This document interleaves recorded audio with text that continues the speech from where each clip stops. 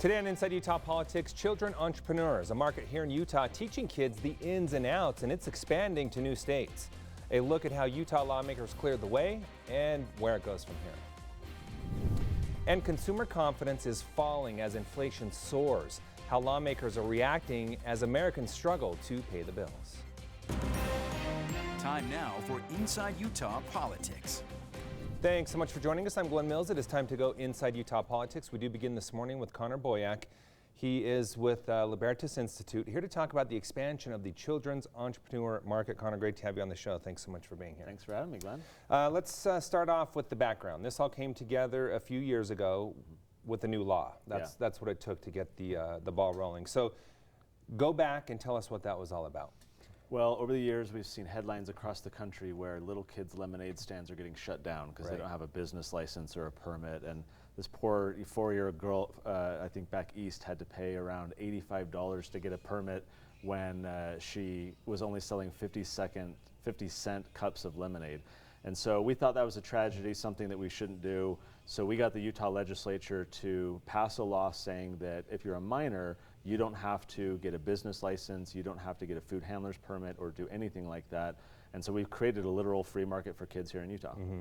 And talk about how it works. We have some pictures and some video that we'll show as you're discussing this, but how did it all come together and how does it work? So after we got the law passed, we wanted to celebrate it, kind of put it into practice, and so we put together the Children's Entrepreneur Market. 2017 was our first year. They're basically like farmers markets, but run entirely by kids. So mom and dad come to help set up and get everything situated, but then the kids are the ones interacting with customers. They're the ones exchanging cash, haggling, negotiating. It's a lot of fun. And so the kids, for them, it's like a real world practical opportunity. If you do a lemonade stand on the side of the road at your house, 90% of your time you're trying to flag down customers, get cars to stop.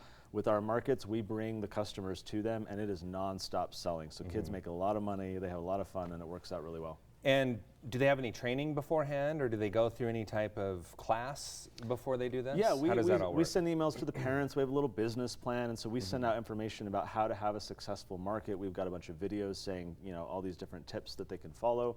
And then after the market as well, we provide them some curriculum and education to really promote entrepreneurship and help them understand from our perspective why free markets are so powerful. And what are some of the most common items you'll find at these markets? What do kids like to get into when it comes to business? It's cycles. A few years ago, everyone had fidget spinners, and so there was a lot of so whatever the cool thing of the day is. It's the cool thing. Right now, it's the fidgets and the poppets and boba drinks, I guess, are a thing right now. So you get kind of fads coming and going, but you see the kids who do really well are the ones that are putting time and effort into it. There was a teen boy who made these like handmade wooden pens, and he sold a ton because it was so unique, versus kids who might have mom go to Costco and get chips and sodas, and those don't sell really well because there's nothing special about them. So if they put time in, it works out really well, and they can make a lot of money in a 3-hour market on a Saturday. So how much are you talking?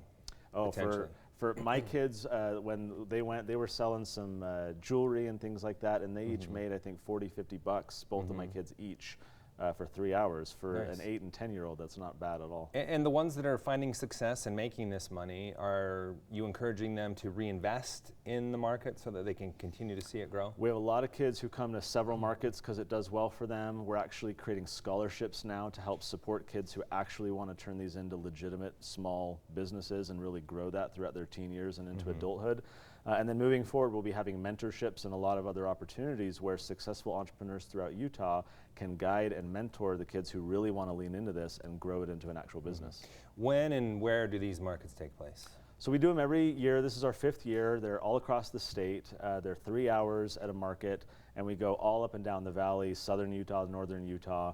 And so every summer we put these on. It's all at children'sentrepreneurmarket.com, and we try to bring a market close to everyone in Utah. And when this law was changed back in 2017, talk about how the bill performed. Was it bipartisan? Were there strong opposition to it? There was initial opposition from the cities. A lot of the cities didn't like the idea of not being able to regulate these. What if, a kid's lemonade is contaminated? Do we really want to say you don't need a food health permit? So we kind of negotiated through that with the cities and ultimately got this passed. It passed overwhelmingly after a couple years of failing. And now we've actually helped several other states pass similar laws too. Yeah, we'll get into that. At the time, though, how did you address and come to that compromise with the cities that maybe, you still need to have some type of oversight when you're preparing food? Well, the issue is there's not really any data to substantiate that there's actually a problem here. I mean, how many food outbreaks have there been from little kids' lemonade stands? So our pitch to lawmakers at the time was, let's take a wait and see approach. Let's allow this and then see if it's actually a thing that we need to come bring some regulations on, rather than assume that it's a problem and have these punitive regulations on the front end. And have you taken a look at that? Yeah, we can't find any complaints, no health issues. I think health departments want to be proactive and make sure kids are washing their hands, and so we try and teach them the right things. But the law actually they don't even have to collect and remit sales taxes. I mean, it is an open and free market for these kids right now. Okay, and you already mentioned that this is now expanding into other states. Talk about the process and where it's going. So next year we're taking this on the road. This will be our first time. We're going to expand into 5 states, Colorado, Arizona, Texas, Tennessee, and Pennsylvania, where the legislatures there have followed Utah's lead and passed somewhat similar laws protecting youth entrepreneurship. So we're going to now take the market to those states. We'll expand our website and our brand and everything to no longer be a Utah project, but we're going to start to scale it across the country. And so how will that work for, I would imagine you're going to be reaching out to kids and parents in those states as opposed to, or maybe there is an opportunity for kids in Utah to go to these other markets as well, but how do you see that working? Potentially you could travel, although we'll probably appeal just to local residents. We have definitely up the expenses. It would, definitely. It would be a good lesson in trade-offs of how much you want to invest in your company. Right. So we do a series of children's books called the Tuttle Twins, and that's a national thing. We've sold millions of copies. And so we have a national audience through that platform, and so we'll be marketing to the kids and the families reading those books all across the country to say, hey, we're bringing the markets to you. So we kind of already have an established audience that we'll tap into. So when you talk about some of the laws being similar to the one that we passed here, what are some of the differences that you'll see in some of the other states? So in Texas, for example, they have a similar law, except it only covers beverages. So the moment that a kid is selling a homemade cookie, the crushing weight of the state comes upon him because he didn't get a food handler's permit for the cookie. So as long as they stick to beverages, they're okay. We're not going to do that in our markets. We're in fact going to expand in the future to states that don't have legal protections and really just be a little bit provocative to say, look, if you really want to shut down a kid's market like this, then we're going to go to the legislature and get the law fixed. Because these kids aren't being really regulated or punished when they're on the side of the road on their driveway. If we just bring them all together into a park, it doesn't really change what they're selling and what they're doing, but there is going to be some work to get those legislatures to pass similar laws as well. And the ultimate goal is what? Kids start out at this level and become the next generation of business owner? Yeah, our goal is to promote why free markets are important, why entrepreneurship is a wonderful thing to improve our world, to be problem solving, to identify a need that people have, even if it's as simple as a cool lemonade on a hot Saturday. We're trying to get kids to think in a problem-solving context to improve the world around us. And so for us, these experiences and then the curriculum and teaching we do around it are really designed to promote those broader ideas that are often absent in schools. And so we're turning to the parents to say, here's a project you can do together to teach your kids these ideas. And have there been any examples here in Utah over the years where people have kind of graduated from the market and gone off? Oh yeah, there's several kids have turned this into a full-fledged business operation. One is called Floss Cotton Candy. You can find their products in all kinds of grocery stores throughout Utah now. It's like a shelf-stable cotton candy in a dish that you can get. So several kids are really leaning into this, which is exciting, and we want to increasingly help them out and make that happen more. All right, any parents or children entrepreneurs that want to connect with you, what's the best way to do so? So the website is children'sentrepreneurmarket.com. It's a test to see if you can spell entrepreneur, or you can find us on social media. Just type Children's Entrepreneur Market and it'll come up. All right, very interesting. We'll see how it goes with the expansion. Appreciate your time. Thanks for being on the show. Thank you, Glenn. You bet. Still to come, the latest polling is showing a very tight race for U.S. Senate. Our panel will assess that as we head down the stretch. But first, many states have already done it. Is it time for the feds to follow? The latest on legalizing marijuana after the break.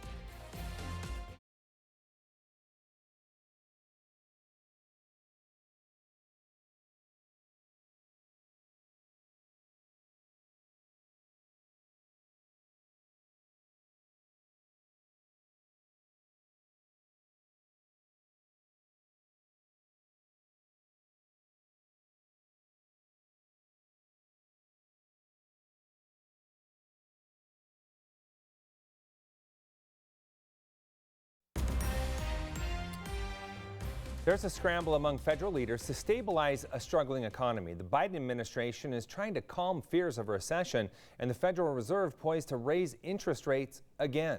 Washington correspondent Hannah Brandt breaking down why there's still economic concern across the country. Republicans say they have a recipe for economic success. The way we turn this country around is to do opposite of what Joe Biden tells us to do. As families struggle with inflation, Congressman Jason Smith is one of many lawmakers on the right blaming President Biden for high prices. A new report from the Conference Board says consumer confidence in the economy is down for the third month in a row. I don't want to diminish the squeeze that some families are feeling because of rising prices. But we've had a very robust economic recovery. White House economic advisor Bharat Ramamurthy says there are signs of strength too, like low unemployment and falling gas prices. We are working every day to try and address some of the cost pressures. The Federal Reserve is expected to announce another interest rate hike on Wednesday, aimed at lowering inflation by slowing down spending. But even the Fed is concerned too much of a slowdown could cause a recession. It's a tricky balance. The Fed doesn't want a recession. But if it gets one, hopefully it'll be short. Economics professor Joanne Weiner says the future of our economy is hard to predict, largely because of how the pandemic changed it. And that to me is the biggest uncertainty out there, is we don't know how this economy is going to function. But Republicans are warning things are definitely headed in the wrong direction. This out of control economy is about to go over a cliff. And Congressman Steve Scalise says Republicans know how to fix it. Open up our energy reserves, stop printing money. How about that? No more multi-trillion-dollar bills. In Washington, I'm Hannah Brandt. The debate over decriminalizing marijuana at the federal level picking back up in the Senate during the week. This more than 50 years after Congress made the drug illegal. Washington correspondent Jesse Tenor reporting on where the effort stands.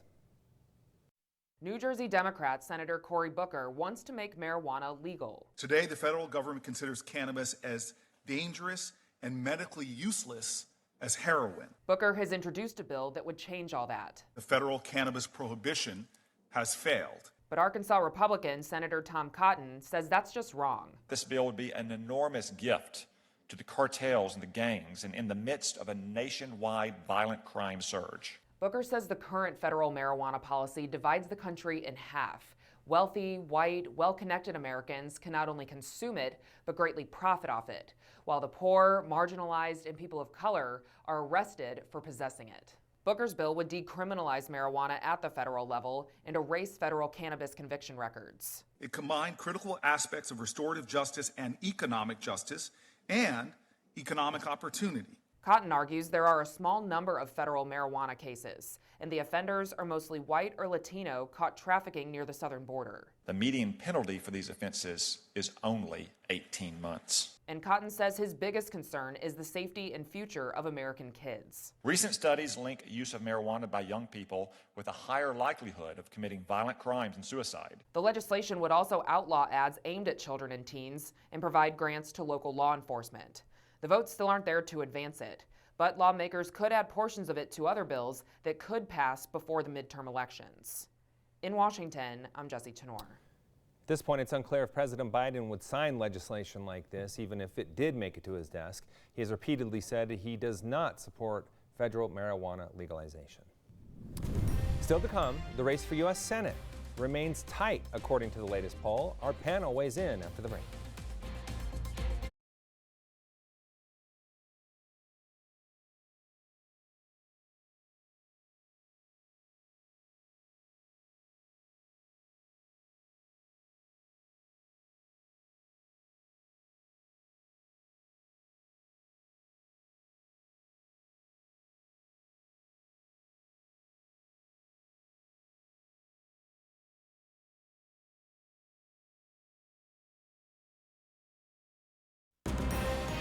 You're watching Inside Utah Politics. Time now to debate some of the big stories of the week with the Inside Utah Politics panel. This week we have State Representative Stephanie Pitcher and House Majority Leader Mike Schultz. Great to have both of you on the show. Thanks so much for being here. Let's start off with the race for Senate. The latest poll from the Deseret News, Hinckley Institute of Politics, showing Senator Mike Lee with a 5-point lead, 41-36. Representative Pitcher, let's start with you. Do you see that race this close as you assess it today? Yeah, I think that McMullen has a lot of opportunity here. I think people are interested in seeing a change. I think in general, Utahns are just tired of candidates at the fringes, and McMullen really represents a more bipartisan compromise, so I'm encouraged by that. Representative Schultz, your thoughts? Do you see that race this close at this point in time? I just want to remind everybody to go back to 2016 when Evan McMullen ran for president. All the polling showed a dead heat between Evan McMullen and Donald Trump, and it wasn't even close on election day. Donald Trump clearly won by a long ways, and so I don't put a lot of stock into the polls. I think it still shows that Senator Lee has an edge over Evan McMullen. I know that doesn't make a lot of people happy, but I think overall, Senator Lee's done a fantastic job representing the state of Utah, and you know, I think once people find out and learn more about Evan McMullen, I don't think it'll be that close. I mean, just go back to the 2016 race. He still has $600,000 of campaign debt that he never paid off. I don't think that's somebody Utah wants to send back to represent them. That is something I asked him about when he was on the show a couple of weeks ago. Representative Pitcher, this is an interesting dynamic here in that he's running as an independent, and your party, the Utah Democratic Party, decided to forego a nominee in order to back him up. Yeah. How are you seeing that play out within the party? Because there was a good portion, I think it was 43% of delegates who voted against that. Sure, I think the dynamics are fascinating. There's been a lot of internal discussion in my party as to whether not having a Democratic candidate on the ballot will impact down ballot candidates. And I'm not quite sure how I feel about that yet. I think the impact is yet to be seen. I think if McMullen runs a good race and can convince Democrats that he's the better option, that he has a significant likelihood of unseating Lee, that may actually increase Democratic turnout. Representative Schultz, polling aside, if you take a look at fundraising numbers, Evan McMullen's raising a lot of money. He's pulling in millions of dollars on a quarterly basis for this race. So that indicates support in some way. We are seeing both of them spending quite a bit of money already on this race. So when you take a look at factors like that, how do you weigh the race? Well, let's point out the majority of that money is coming from outside of the state of Utah, which is, I think it's sad on all sides. The money coming in from outside the state of Utah, trying to influence the state of Utah politics. I don't think that's right. I think that the voters of the state will see through that. And you know, a question I'd have for Evan McMullen is, where does he stand on the recent abortion issue with the Supreme Court overturning Roe versus Wade? I'd like to see where he stands on that and answer that question, because you're right. The Democrats have got behind Evan McMullen. I'd like to know, where does he stand on the side of Utahns with that? I know 60% of Utahns don't agree with abortions. Where does Evan McMullen stand on that? I'd like to hear him answer that question. Again, another question I asked him a few weeks ago. So if you want to go back, I can send you that link, and you can hear his answer anyway. Representative Pitcher, what does it mean for the state of Utah to have what appears to be a competitive race in the general for Senate when we haven't had that in a long time? I think it's great. I mean, I just think Utahns are tired of candidates at the fringe, and I think we saw that in the Republican primary with Mike Lee's race. I think that there's clearly an appetite for something different. And I think McMullen will bring a lot of energy to the race and hopefully increase voter turnout overall. So I'm really excited to see what that looks like. All right, one last question for you on this one, Representative Schultz. About 38% of Republicans did not vote for Senator Lee in the primary. Do you believe he will win them over by the time November comes around? Oh, I think he'll win over the majority of them. I'm sure there's a few that he won't, but I think I think once people weigh the two options and realize what's at stake for Utah and our country in sending someone like Evan McMullen back, I think they'll come around to Senator Lee. I think he's done a fantastic job. I really do. All right, let's move on to inflation and the economy. Really interested in what you're hearing from your constituents on this, because on a national level, we're seeing consumer confidence is falling. And a poll recently from Morning Consult showing that 2 out of 3 voters believe we're already in a recession as that debate heats up across the country. Representative Pitcher, what are you hearing from your constituents on how they are being impacted by this current situation? Yeah, my constituents are definitely feeling the pinch. I did a survey actually a couple months ago and surveyed over 1,100 people who responded to the survey, and that was one of their main concerns was how do we make ends meet? How do we put food on the table? Of course, gas prices are soaring right now. And I think people just want solutions. People want to see that their government is working for them. And whether we call it a recession or not, we're definitely in a difficult time. And I think the state should look to do more to help the middle class and lower income Utahns. All right, I want to dig into solutions a little bit more, but first, Representative Schultz, what are you hearing from your constituents when it comes to the inflation we are seeing? Certainly hearing from my constituents, but we're all feeling it, right, Glenn? I mean, we're all feeling it. We're feeling the inflationary impacts. It's hitting our everyday budgets. Certainly hitting the lower income and middle income folks the most. And it's sad. We don't have to be in this spot, but we are because of the decisions and policies that have came down out of Washington and the administration. I mean, just think about it. A year ago, they were telling maybe a year and a half ago, they were telling everybody to stay home and not go to work. But yet they're sending out billions and billions of dollars to put into the economy. And now they're wondering why there's a supply chain issue when people aren't going to work, but they still have money to buy everything. And that's put us in the position that we're in today, as well as the energy, the stance that the administration's taken on energy. Energy drives the cost for everything. And so we're all feeling it. Representative Pitcher, your response to what Representative Schultz just said about how we got here. I think it's really easy to blame the current administration, but it's important to realize that the first shutdown actually occurred under the Trump administration, and the first stimulus package actually occurred under the Trump administration. And so, yes, we have been sending out stimulus. We've experienced a number of shutdowns and mask mandates, and frankly, I don't think it's very helpful at this point to continue to cast blame. I think at this point, Utahns just want to see solutions. And what are those solutions? Representative Schultz, let's start with you on that. What is the way forward? Well, again, to the point, I mean, I think the first stimulus was questionable under the Trump administration, and the second stimulus that went out was 100% the Democrats. There was not one Republican that supported the second stimulus that went out, and that's what created the problem that we're in. And so we got to walk back from that, as well as the energy inflation. Let me start off by saying the President of the United States shouldn't be going to Venezuela, shouldn't be going to Saudi Arabia, shouldn't be going to other countries that produce oil, asking them to produce more oil when we're one of the largest producers of oil in the nation. We have the ability to produce more oil in the state, or in the states, in the United States.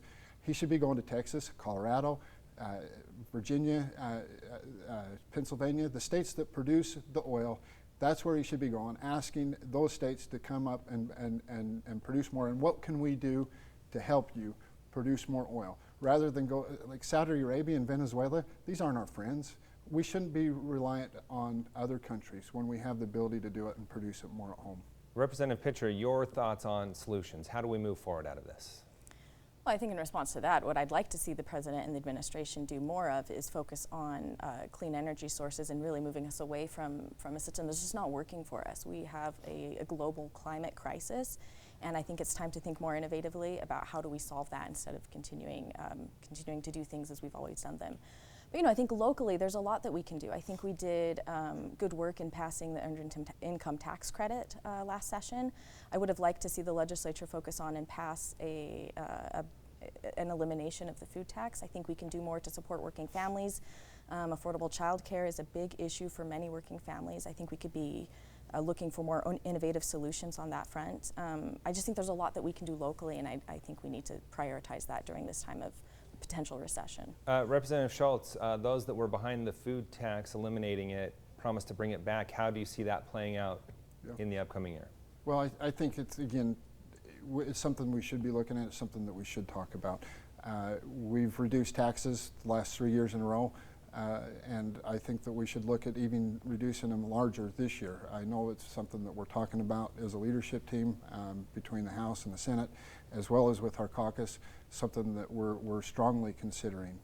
And I think that's, whether it's income tax or a food tax cut, at the end of the day, the goal is to get more money into the citizens of the state to help them get by. Okay, on that note, we're going to have to end our conversation. Really appreciate your insight. Thanks so much for being here with us this morning. Appreciate it. Thanks for having us. Glenn. Stay with us. We'll be right back with more Inside Utah Politics right after the break.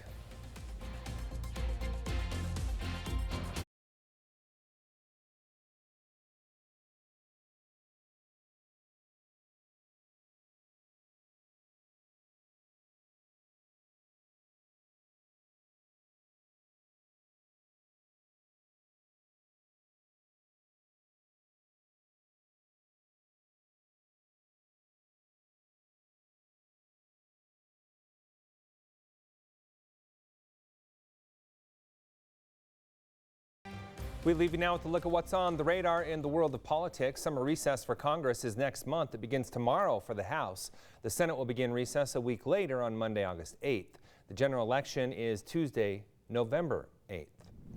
Make sure to connect with me on social media. I'd like to know what you think of this show and other issues that are important to you. You can email me at InsideUtahPolitics@abc4.com. You can also follow me on Twitter, Facebook, and Instagram. Thanks so much for making us part of your Sunday morning. We hope to see you again next week as we go inside Utah politics.